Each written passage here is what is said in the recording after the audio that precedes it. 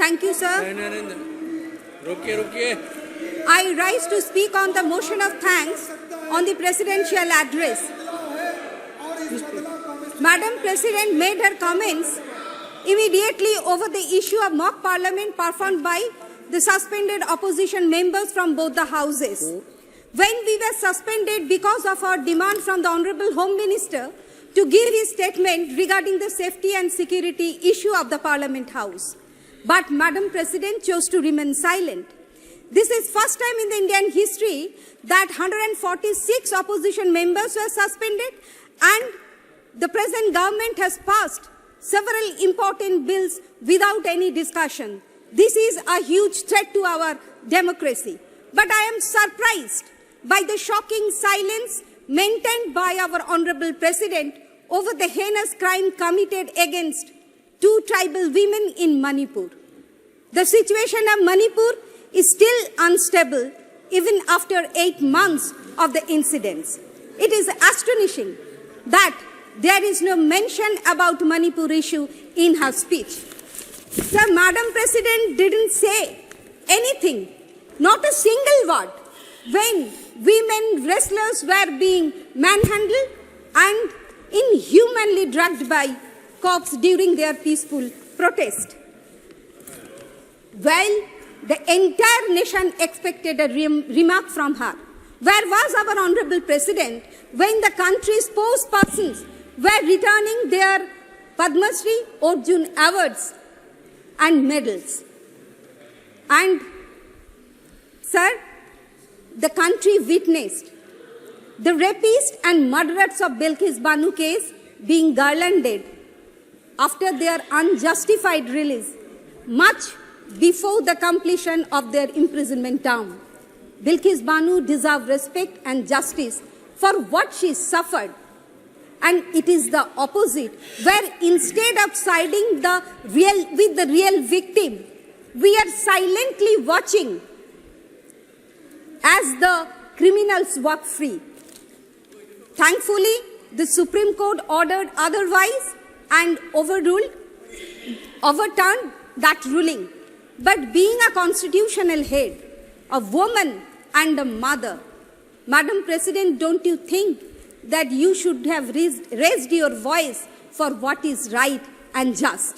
And other critical issues of national importance, like rising unemployment and inflation, Madam President continues to remain silent. Madam President mentioned about women empowerment, but I would like to mention here that country's one and only woman Chief Minister, our Chief Minister Mamata Banerjee, made sure 1/3 reserved seat for women in West Bengal State Legislative Assembly and 50% reserved seat for women in Panchayat level.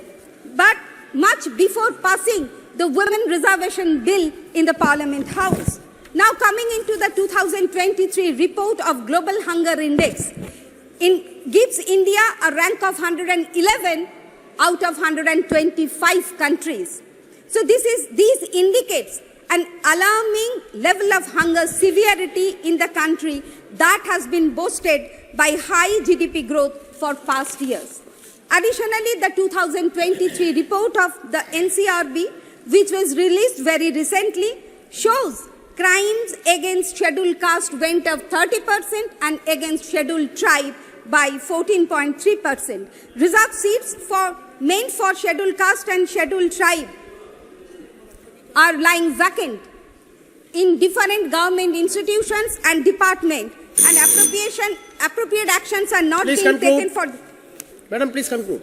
To fill up these vacant posts. Sir, child rape case also witnessed a staggering 90% increase from 2016 to 2022 as per analysis of NCRB data conducted by Child Rights NGO.